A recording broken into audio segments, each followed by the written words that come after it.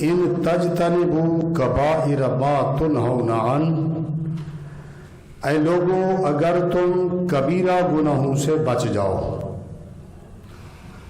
نکفر عنکم سیئاتکم، تو ہم تمہارے صغیرہ گناہ خود بخود معاف کر دیں گے۔ صرف کبیرہ گناہوں کے بچنے کی وجہ سے صغیرہ گناہ معاف نہیں کریں گے، بلکہ اس کے ساتھ ساتھ ندخلکم مدخلا کریما، عزت والی جگہ جنت میں تمہیں داخل کریں گے۔ اب دیکھیں ایک اصول ہے، عربی کا بھی ہے اور ہماری زبان میں بھی وہی ہے، اذا فات الشرط فات المشروط، جب شرط فوت ہو جائے مشروط فوت ہو جاتا ہے۔ شرط لگائی ہے اللہ کریم نے، ان تجتنبو، ان شرطیہ ہے، ان تجتنبو کبائر ما تنہون عنہ، جن کبیرہ گناہوں سے تمہیں منع کیا جا رہا ہے، اگر شرط ہے اگر تم ان سے رک گئے، مشروط یہ ہے اس کے بدلے میں ہم تمہیں دو انعام دیں گے۔ ایک انعام کہ تمہارے صغیرہ گناہ معاف کریں گے، اور دوسرا یہ کہ عزت والی جگہ جنت میں داخل کریں گے۔ شرط ہوگی مشروط ہوگا، شرط نہیں ہوگی مشروط نہیں ہوگا۔ کیا معنی؟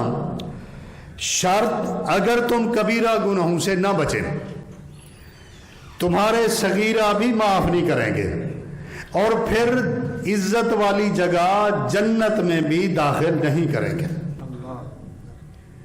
ہر شخص دیکھے کامیابی یہی ہے، فمن زحزح عن النار وادخل الجنۃ فقد فاز۔ ہم تو اپنے معیار کے مطابق مختلف چیزوں کو کامیابی گردانتے ہیں، فلاں چیز کامیابی ہے۔ قرآن کریم ہے فمن زحزح عن النار، جو شخص جہنم سے بچ گیا، وادخل الجنہ، اور جنت میں داخل ہو گیا، فقد فاز، یہ بندہ کامیاب ہے۔ کامیابی یہی ہے کہ بندہ جنت میں داخل ہو جائے، جہنم سے بچ جائے۔ اگر کبیرہ گناہوں سے نہیں بچیں گے وہ کامیابی مقدر نہیں آئے گی، نصیب نہیں ہوگی۔ اس لیے ہم سب کا مقصود مطلوب یہی ہے کہ کسی طریقے سے بے شک جنت کے ادنا درجے تک بھی ہم پہنچ جائیں، داخلہ مل جائے۔ اور جنت کا ادنا درجہ بھی نبی صلی اللہ علیہ وسلم نے فرمایا، جنت میں آخری انسان جائے گا، آخری انسان، اس کے بعد اور کوئی نہیں جائے گا، اس کو جہنم سے نکالا جائے گا۔ جو ہی جہنم سے نکالا جائے گا تو اس کا منہ جہنم کی طرف کر کے آراف کے اس کنارے پر بٹھا دیا جائے گا جو جہنم سے ملتا ہے۔ جہنم، آراف، پھر جنت، سورت آراف بھی ہے۔ کہے گا اے اللہ تو نے مجھ پر احسان کیا ہے، منت لگائی ہے کہ مجھے جہنم سے نکالا، مگر میرا منہ تو نے جہنم کی طرف کر دیا، مہربانی کر میرا منہ جہنم سے ہٹا دے۔ اللہ اس کی درخواست کو قبول اس شرط پر کریں گے کہ تیرا منہ جہنم سے ہٹاتا ہوں، پر تو اس کے علاوہ شرط یہ ہے کہ تو اور سوال نہیں کرے گا۔ کہتا ہے اللہ اور سوال نہیں کروں گا، میرا منہ جہنم سے ہٹا، اس کے جھونکے مجھے تباہ کر رہے ہیں، اللہ اس کا منہ ہٹا دے گا جہنم سے۔ اب جو ہی اس کا منہ ہٹے گا دور سے اس کو جنت نظر آئے گی۔ اللہ تھوڑی دیر صبر کرے گا، اس کے بعد کہے گا اے اللہ مجھے بے شک جنت میں داخل نہ کر، جنت کے قریب تو کر دے، دروازے پر تو کر دے۔ اللہ فرمائیں گے اگر میں نے تیرے اس مطالبے کو مان لیا تو اور سوال کرے. اے اللہ اور سوال نہیں کروں گا.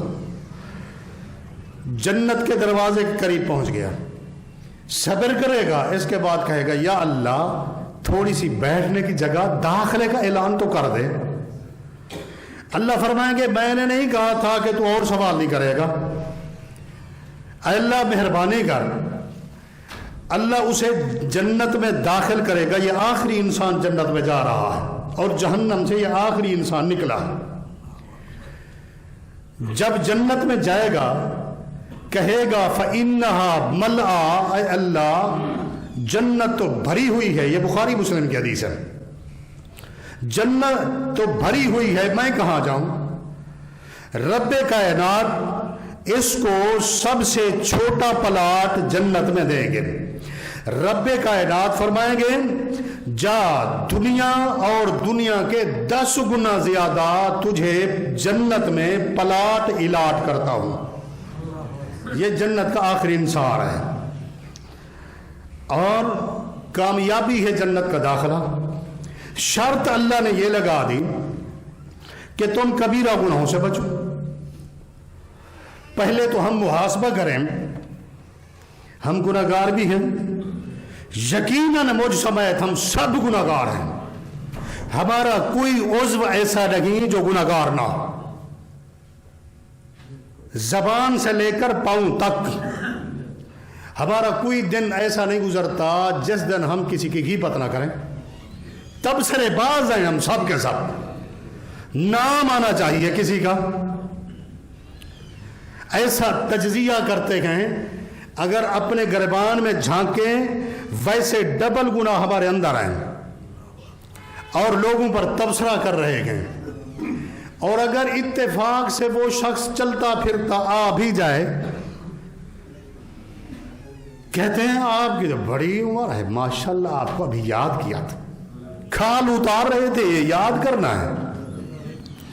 کبیرہ گناہ الغیبت اشد من الزنا, غیبت زنا سے بڑا سخت گناہ ہے. بہتان تو اس سے بھی زیادہ گناہ ہے. شاید ایک بات کبھی آپ نے نہ سمجھی ہو, ذرا سمجھنے پر غور فرمائیں. قرآن کریم میں حضرت مریم علیہ السلام کا تفصیلی واقعہ ہے. میں اقتباس ذکر کروں گا. مریم علیہ السلام نے فرمایا یا لیتنی مت قبل ھذا وکنت نسیا منسیا, اے اللہ بغیر شادی کے مجھے بچہ پیدا ہوگا, اس سے تو بہتر تھا کہ مریم مر چکی ہوتی. حالانکہ موت کی کوئی شخص تمنا نہیں کر سکتا. ہاں ناچارگی کی حالت ہے, ان کا نا لا بد بین ہو, کوئی چارہ نہیں, تو پھر اتنا کہے اللہم احیینی ما کانت الحیات خیرا لی وتوفنی ما کانت الوفات خیرا لی. ہر شخص یہ دعا نہ مانگے. وہ جو بیچارہ انتہائی مجبور ہو چکا ہے اور لوگ بھی کہتے گئے کہ دعا مانگو اس کی اللہ مشکل آسان کرے, ایسا شخص یوں دعا کرے اے اللہ اس وقت تک مجھے زندہ رکھ جب تک کہ میرے لیے زندگی بہتر ہو, اس وقت مجھے موت دے دینا جس وقت کہ میرے لیے موت بہتر ہو. اتنا, ورنہ موت کی تمنا کوئی نہیں کر سکتا. یہاں تو قدم قدم پر کہتے ہیں کہ اس سے بہتر تھا کہ مر جاتے. حور و غلمان انتظار میں ہیں, پتہ نہیں مرنے کے بعد کیا بنے گا. زندہ ہیں, ہو سکتا ہے آج نہیں تو کل اللہ کو راضی کر لیں, اس لیے موت کی تمنا نہیں کر سکتے. مریم علیہ السلام تو کر رہی ہے یا لیتنی مت قبل ھذا, اے اللہ بہتر تھا کہ مریم اس سے پہلے مر چکی ہوتی. یہ تو تمنا ہے. ایسا کیوں کہا کہ میں ایسا بچہ لے کر جاؤں گی. قوم, حالانکہ بچہ اور میں تو ہوں تو پاکیزہ, اللہ کی قدرت کا نشان ہے بچہ, مگر قوم کے لوگ مجھ پر بہتان لگائیں گے. وہ بہتان لگائیں گے, مجھ پر بہتان لگانے سے قوم تباہ ہو جائے گی اور مجھ مریم کی وجہ سے تباہ ہوگی. اس سے بہتر تھا کہ اللہ میں مر جاتا کہ میری وجہ سے قوم تباہ ہو رہی. بہتان یعنی بہتان کے نتیجے میں تباہی ہے. اور اے روز ہم لگاتے رہتے ہیں. کسی کا تذکرہ ہو جائے, نام سامنے آئے, تبصرہ بن جاتے ہیں سب کے سب. تو عرض یہ کر رہا تھا کہ ہم سب گناہگار ہیں. محاسبہ تو ہم کرتے رہیں. محاسبہ پتہ نہیں کیا کرتے ہیں؟ جی میں نے حج کیا, میں نے نمازیں پڑھی, میں نے تقریریں کی, میں نے روزے رکھے, میں کامیاب نہیں ہوں گا تو کون ہوگا؟ نہیں معلوم قبول بھی ہوئے ہیں یا نہیں ہوئے. اللہ سے امید تو اچھی ہے. اے اللہ ہم سب کی تمام تر نیکیاں اپنی بارگاہ الہی پہ قبول و منظور فرما. ہاں ضروری یہ ہے, کبیرہ گناہوں سے اللہ نے شرط لگا دی, بچو گے صغیرہ معاف کروں گا, جنت کا داخلہ بھی دوں گا. نہیں بچو گے, نہ صغیرہ معاف کروں گا نہ جنت کا داخلہ. اب سوال یہ ہے کہ کبیرہ گناہ کون سے ہیں؟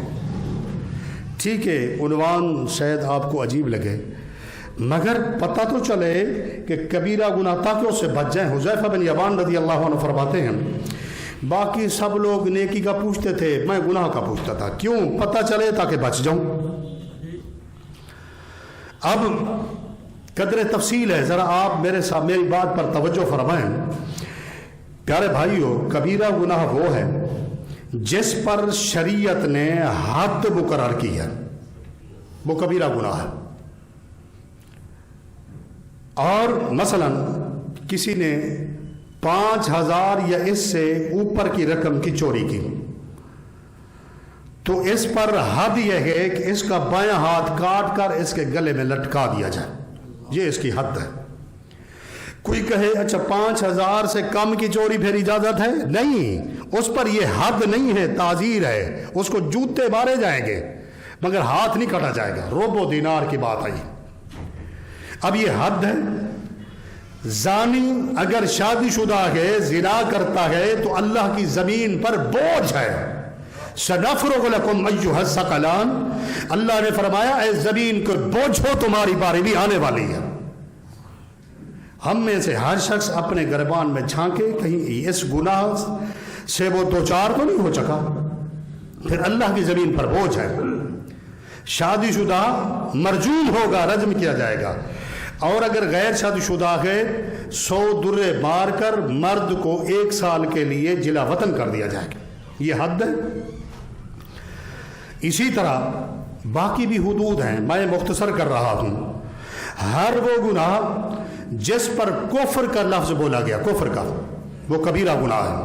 مثلا قال النبی صلی اللہ علیہ وسلم من قال لأخیہ یا کافر فقد باء بہ احدہما. پیارے نبی فرماتے ہیں جب کوئی شخص کسی مسلمان کو کہتا ہے کہ اے کافر, یہاں تو مشینیں چلتی ہیں نا کافر کافر کی. من قال لأخیہ یا کافر, جو شخص کسی مسلمان بھائی کو کہتا ہے اے کافر, فقد باء بہ احدہما. پیارے نبی صلی اللہ علیہ وسلم فرماتے ہیں جس کو اس نے کہا کہ اے کافر, اگر وہ کافر ہے تو ٹھیک, اگر کافر نہیں فقد باء بہ احدہما, کلمہ کفر واپس آتا ہے, کہنے والا کافر بن جاتا ہے. بے ایمان تو زبان ہر دم چلتا رہتا.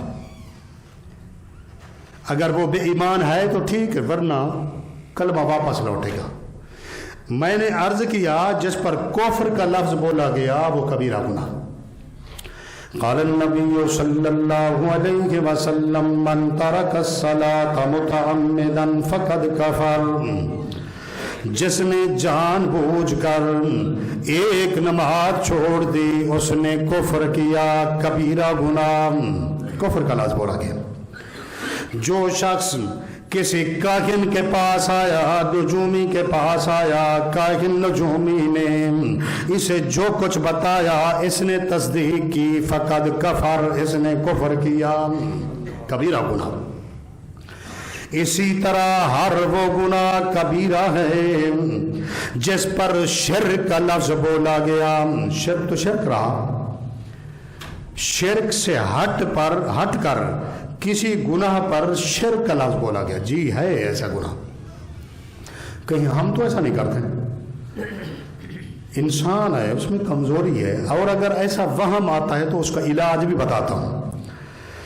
قال النبی صلی اللہ علیہ وسلم من صلی یرائی فقد اشرک ومن صام یرائی فقد اشرک ومن تصدق یرائی فقد اشرک.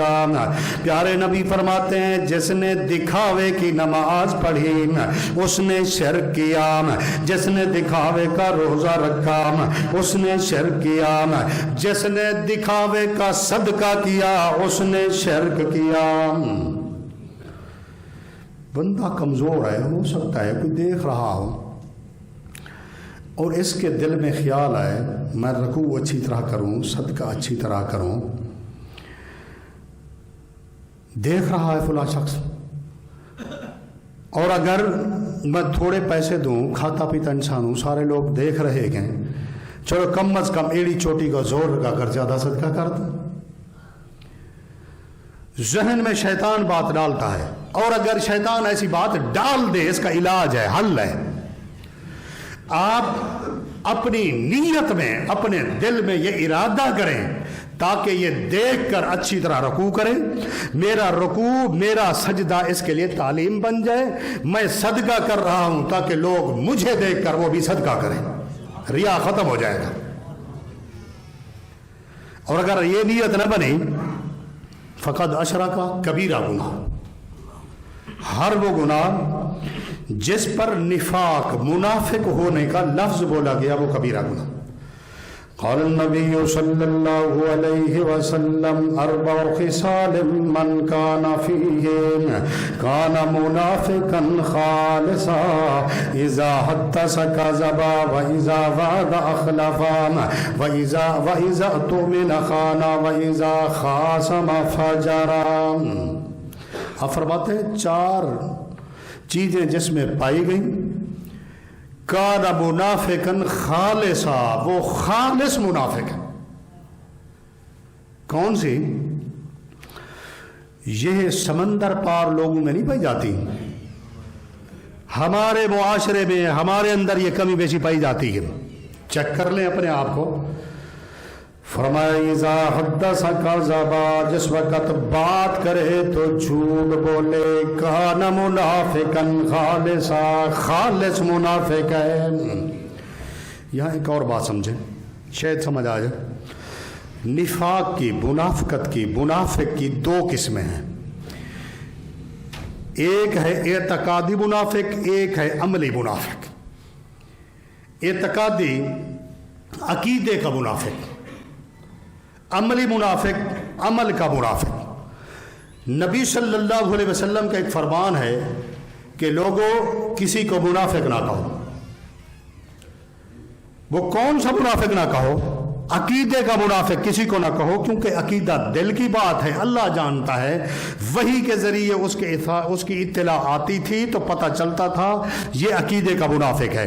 اگر وحی کے ذریعے اطلاع نہ آئے تو کوئی کسی کو عقیدے کا منافق نہیں کہہ سکتا. اس لیے نبی صلی اللہ علیہ وسلم نے کسی کو اعتقادی عقیدے کا منافق کہنے سے منع کر دی. یہ حدیث ہے. عملی منافق تو پھر نشانیاں بتائیں جس میں پائی جائیں گی. ساتھ بتایا کان منافقا خالص، خالص منافق ہے. اذا حدث کذب، جب بات کرے تو جھوٹ بولے. واذا وعد اخلف، وعدہ کرے تو خلاف کرے. واذا اؤتمن خان، امانت رکھی جائے تو خیانت کرے. وَإِذَا خَاصَمَ فَجَرَ، بات کرے، جھگڑا کرے تو گالیاں دے. کان منافقا خالصا. اب یہ کبیرہ گناہ جس پر شرک کا، نفاق کا، کفر کا لفظ بولا گیا وہ کبیرہ گناہ. ہر وہ گناہ کبیرہ ہے جس پر عذاب عظیم، عذاب علیم، وعید شدید بتائی گئی ہے، وہ کبیرہ گناہ. قرآن کریم میں، حدیث میں اللہ پاک اس سے کلام نہیں کرے گا. المنان، احسان کر کے جتلانے والا. اکثر لوگوں میں یہ بیماری پائی جاتی ہے، پہلے احسان کرتے ہیں، پھر کہا ہاں اس کی بات کر رہے ہیں، اس کا تو روٹی بھی پوری نہیں ہوتی تھی، ہم اس کے گھر پہنچاتے، احسان کیا پھر جتلایا جا رہا ہے۔ تو اس طرح یہ بھی کبیرہ گناہ بنے گا۔ تو پیارے بھائیوں، چند کبیرہ گناہ نبی صلی اللہ علیہ وسلم نے خود بتائے کہ لوگوں یہ کبیرہ ہیں، تباہ کرنے والے کے ہیں۔ ایک حدیث سنے، اس میں 7 گناہ آتے ہیں۔ پھر نقصان بتاؤں گا، زیادہ ٹائم آپ کا نہیں لیتا، گناہ کرنے کے نقصان کتنے ہیں اور ہمارے وہ نقصان ہو رہے ہیں۔ قال النبی صلی اللہ علیہ وسلم اجتنبوا السبع الموبقات الاشراک بالنام والسحر وقتل النفس التي حرم اللہ الا بالحق وأكل الربا وأكل مال اليتيم والتولي يوم الزحف والقذف المؤمنات المفسدات الغافلات۔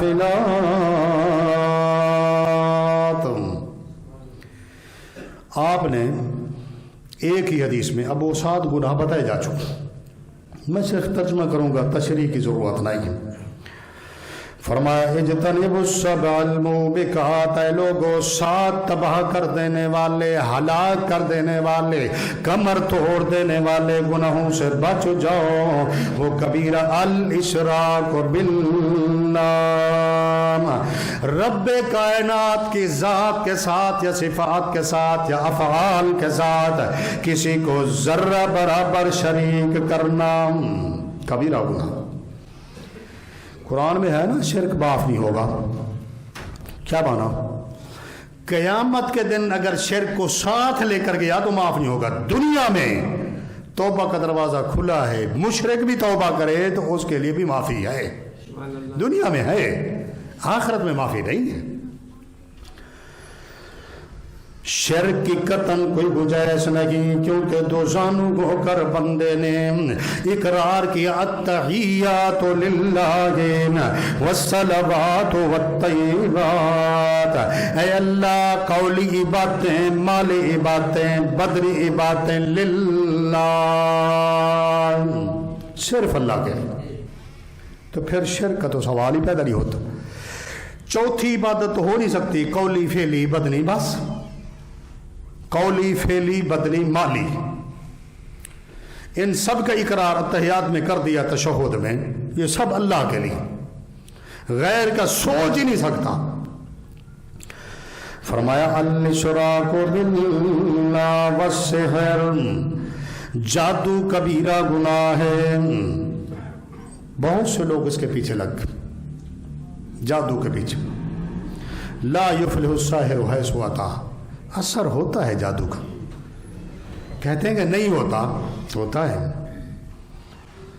نبی صلی اللہ علیہ وسلم پر ہو گیا، 11 گرے لگا کر لبید بن عاصم یہودی اور اس کی بیٹیوں نے آپ کے کنگھی والے بال لے کر ان کو باندھ کر بیر ذی اروان کے کنویں کی ایک چٹان کے نیچے رکھ دیے تھے۔ اللہ نے بتا دیا انہوں نے فلاں جگہ پر انہیں رکھا ہے، اور سورت فلق اور والناس اتاری، اس کی 11 آیات ہیں دونوں سورتوں کی، آپ پڑھتے گئے ایک ایک گرہ کھلتی گئی۔ جو اس کا علاج ہے جادو، کثرت سے پڑھنا چاہیے۔ اور جو شخص اس مرض کا مریض ہے تجربہ کر لے، لا الہ الا اللہ وحدہ لا شریک لہ الملک ولہ الحمد وہو علی کل شیء قدیر 100 دفعہ پڑھے۔ شیطان مر تو سکتا ہے، اس پر حملہ نہیں کر سکتا اور نہ ہی اس کے اندر داخل ہو سکتا۔ داخلہ شیطان کو ہم خود دیتے ہیں۔ آپ فرماتے ہیں جب کھاتے پیتے بسم اللہ الرحمن الرحیم نہ پڑھا جائے شیطان داخل ہو جاتا۔ غصہ کریں اعوذ باللہ من الشیطان الرجیم نہ پڑھیں تو شیطان داخل ہو جاتا، خود داخلہ دیتے ہیں۔ ہاں عرض کر رہا تھا وَالسِّحْرُ وَقَتْلُ النَّفْسِ الَّتِي حَرَّمَ اللَّهُ إِلَّا بِالْحَقِّ، جادوگر کی سزا بھی مقرر ہے. پیارے نبی فرماتے ضربۃ بالسیف, جادوگر کو ایک ہی تلوار مار کر اس کی گردن اڑا دی جائے, حد مقرر ہے. فرمایا وقتل النفس التي حرم اللہ الا بالحق, کسی جان کو ناجائز طور پہ قتل کرنا. جواز کتنا ہیں؟ 3 قسم کے جواز ہیں. اگر کوئی شخص کسی کو قتل کرے تو بدلے میں قتل کیا جائے گا, اور اگر شادی شدہ زنا کرے تو رجم کے ذریعے قتل کیا جائے گا, اور اگر کوئی مسلمان مرتد ہو جائے, کلمے کا انکار کر دے تو اس کو بھی قتل کیا جائے گا. مگر قتل کون کرے گا؟ حکومت کا کام ہے. کوئی شخص قانون کو ہاتھ میں نہیں لے سکتا, حکومت کا کام. جو بھی حکومت ہے, حقیقی حکومت, مجازی حکومت, جو بھی ہے, شرعی ہے, جو بھی ہے, اسی کا کام. فرمایا اکل مال الیتیم, یتیم کا مال کھانا کبیرہ گناہ ہے. اکل الربا, سود کھانا کبیرہ گناہ ہے. والتولی یوم الزحف, جنگ عروج پر گئے, زوردار مد بھیڑ ہو چکی ہے, مگر این جنگ کے وقت پیٹ دے کر بھاگ جانا کبیرہ گناہ ہے. والقذف المؤمنات المحسنات الغافلات, بے خبر لوگوں کا تذکرہ کر پہ ان پر بہتان لگانا کبیرہ گناہ ہے. میں نے عرض کیا تھا نقصان بتاتا ہوں. گناہ کے ساتھ ہمارے نقصان ہو رہے ہیں. ایک نقصان تو اسی آیت پر سوچیں. فرمایا ان تجتنبوا کبائر ما تنہون عنہ نکفر عنکم سیئاتکم وندخلکم مدخلا کریما. ان تجتنبوا کبائر ما تنہون عنہ, اے لوگو اگر تم کبیرہ گناہوں سے بچ گئے تو ہم تمہارے صغیرہ معاف کریں گے, جنت کا داخلہ دیں گے. ہاں اگر تم نہ بچے کبیرہ بھی کرتے رہے, پہلا نقصان یہ ہے صغیرہ معاف نہیں ہوں گے, دوسرا نقصان یہ ہے کہ جنت کا داخلہ نہیں ہوگا, تیسرا نقصان یہ ہے قال النبی صلی اللہ علیہ وسلم ان الرجل لا يحرم الرزق بخطیۃ, گناہ کی وجہ سے, کبیرہ گناہ کی وجہ سے رب کائنات بندے کو کچھ رزق سے بھی محروم کر دیتے ہیں. معیشت میں ہر شخص پریشان, گناہ چھوڑنے کو تیار نہیں, رزق سے محروم کرتے ہیں. کیوں؟ کبیرہ گناہ کی وجہ سے. یہ پیارے نبی کا ان الرجل لا يحرم الرزق, آدمی محروم ہو جاتا ہے رزق سے بے خطیۃ, اپنے خطا اور اپنی گناہ کی وجہ سے. دوسرا گناہ ہم میں سے اکثر پر نسیان غالب ہے. بڑھاپے میں بے شک آ جائے سو آ جائے, کیونکہ ہے لکی لا یعلم بعد علم شیئا, وہ تو بڑھاپے کی نشانی ہوئی. مگر ٹھیک ٹھاک ہے, نسیان غالب ہے, نہ باتیں یاد ہوتی ہیں, جو یاد ہیں وہ بھی بھولتی جا رہی. ایک تو ہم اپنا نقصان کرتے ہیں. جب صحت ہے کچھ یاد کرنے کے لیے تیار رکھیں. مثلا جتنا احباب یہاں تشریف فرما ہیں, آپ سب کو کچھ نہ کچھ قرآن مجید کا حصہ آتا ہے, مگر اس کو بار بار دہرانے کے لیے تیار نہیں. صرف قل هو اللہ احد پر گزارا کرتے ہیں سب نماز میں. اکیلے نماز وہ سنت پڑھیں, وہ نفل پڑھیں, جو صورتیں آتی ہیں سب دہرا دیں, یا کم از کم ہفتے میں 1 دفعہ 2 دفعہ جو کچھ آپ کو قرآن کریم کا حصہ آتا ہے اس کو دہرائیں. 6 ماہ بعد کوئی جنازہ نصیب ہوتا ہے, جنازہ بھول جاتا ہے. جنازے کو یاد کریں, بار بار پڑھتے. نیت کیا کریں؟ نیت یہ کریں کہ ہمارے رشتہ دار و اقارب یا جتنا مسلمان فوت ہو چکے ہیں, یا اللہ یہ دعا ان کے لیے پڑھ رہا, انہیں کے لیے یہی دعا کافی شافی بنتی ہے. یہی دعا صرف یہ نہیں کہ اپنی قریبی میت کو دفن کر دیا اور سارے حقوق ادا ہو گئے, بس ساری زندگی دعا ذمہ ہے، میت کے حقوق میں سے یہ حق ہے. کس کے لیے؟ اس کے ورثاء کے لیے. اور ہم بھی ایک جامع دعا ہے مگر ہے مختصر. اللہ اکبر. اس کا اتنا ثواب ہے، روئے زمین پر جتنا مسلمان مرد اور مسلمان عورتوں کی تعداد ہے، ہاں پوری کی پوری تعداد کے برابر اللہ پاک اس کو نیکیاں عطا کرتا. اتنا بڑی تعداد. صرف پاکستان کی مردم شماری کرنے لگے، نہ کر سکے، فوج بھی ساتھ ہو گئی تھی. 60 لگا کہ 22 کروڑ لوگ ہیں. پوری ایک چھوٹے سے ملک کی نہیں ہو رہی، پوری روئے زمین پر جتنا مسلمان مردوں اور عورتوں کی تعداد ہے، 2 لفظ پڑھنے سے اتنا آپ کو اللہ پاک نیکیاں عطا کرتا، اور ان کے لیے بخشش کی دعا بھی ہو جاتی ہے. دعا کیا ہے؟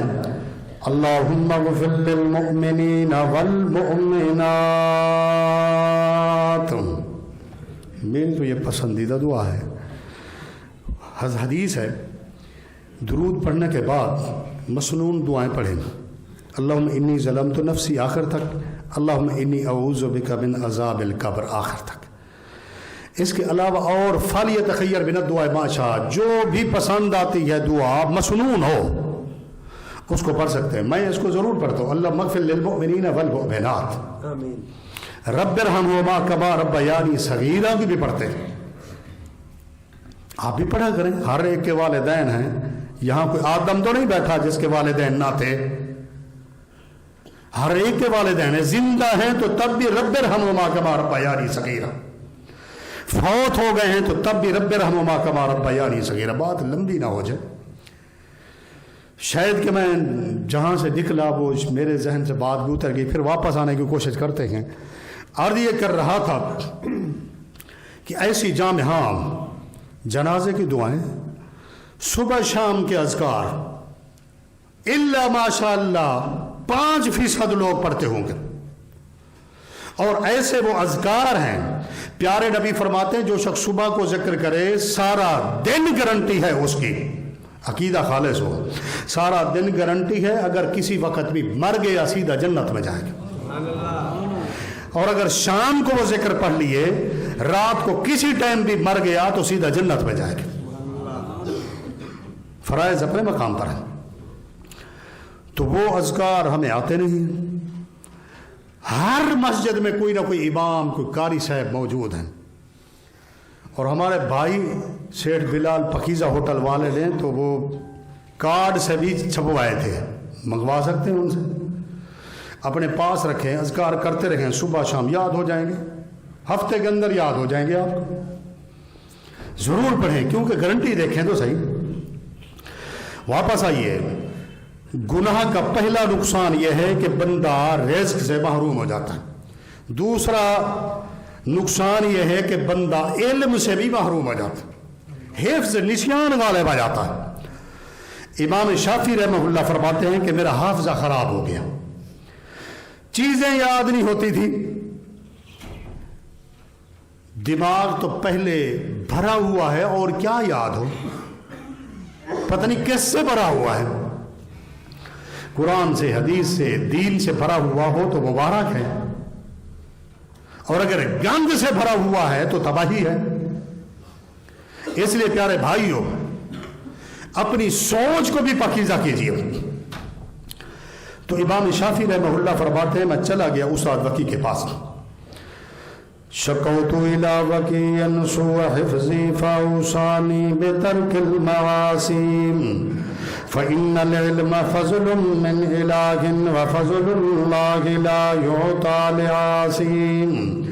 فرماتے ہیں شکوت الی وکی، امام شافعی رحمہ اللہ فرماتے ہیں میں نے اپنے استاد وکی کو شکایت کی، سوء حفظی، میرا حافظہ خراب ہو گیا ہے، نسیان غالب آ گیا ہے، کچھ یاد ہی نہیں ہوتا.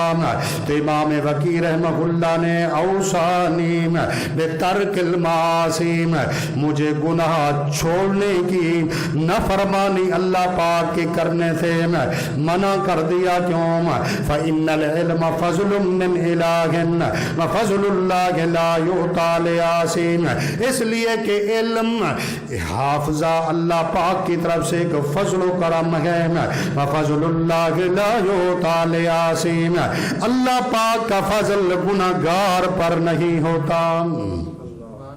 کتنا بڑا نقصان، رزق سے محروم، علم سے محروم، نسیان غالب آ گیا۔ وہ صرف دین کے معاملے میں نہیں ہوتا، دنیا میں بھی پھر نسیان۔ اور سب سے بڑا نقصان اصل زر مڑی ضائع ہو گئی۔ وہ کیا ہے اصل زر؟ ایمان ضائع ہو جاتا ہے کس سے؟ گناہوں سے۔ ہم ایمان کی قدر نہیں کرتے، اس لیے کہ مفت ملا ہے، مفت۔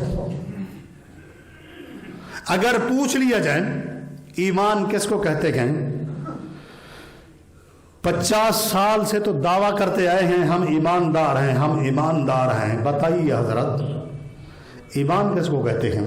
پوچھ لیا جائے کہتے ہیں ہمیں اس کا پتہ نہیں ہے۔ ٹھیکہ تو نے 50 سال سے اٹھا رکھا ہے، پتہ نہیں ہے۔ فلاں سے پوچھیں گے صرف ایماندار وہ ہے؟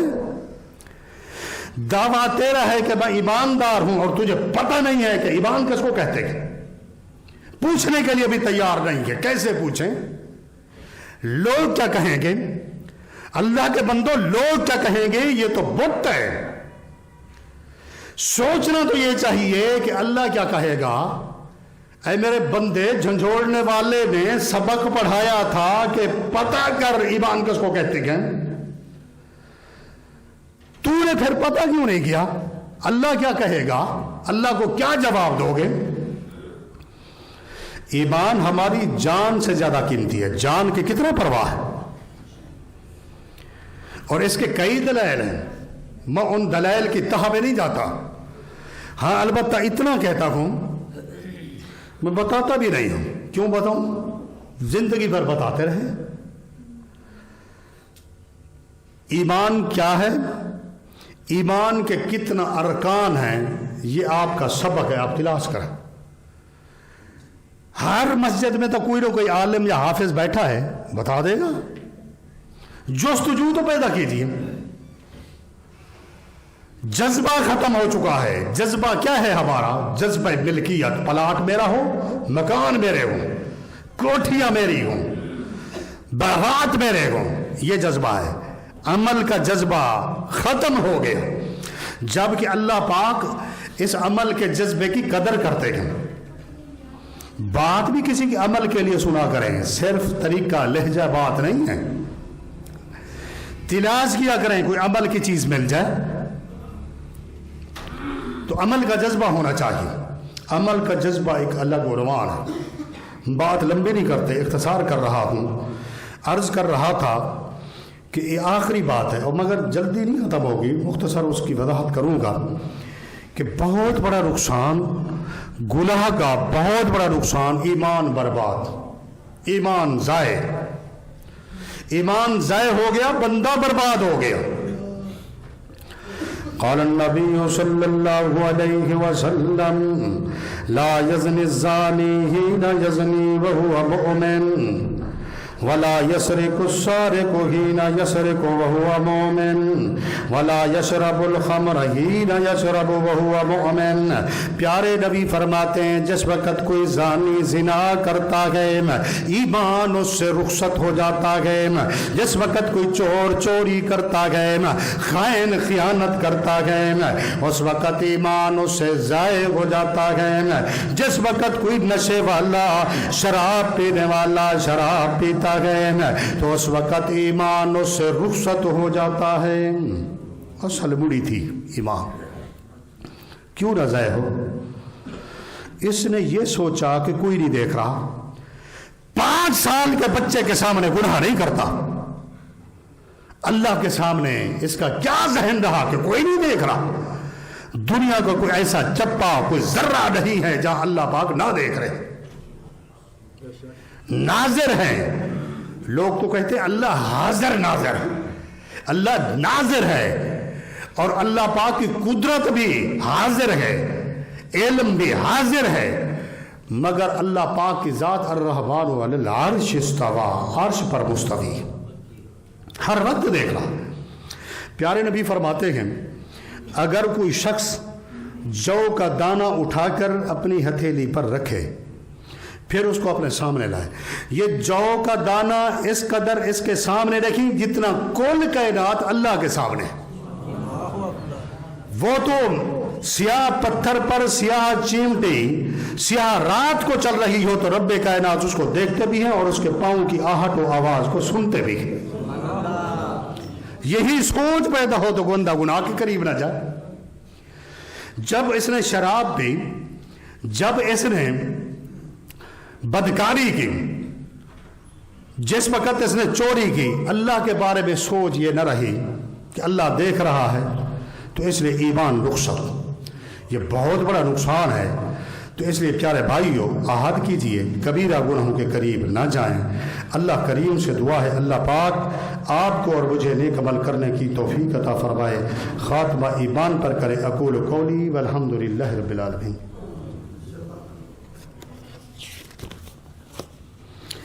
یہ ایک اعلان ہے کہ 31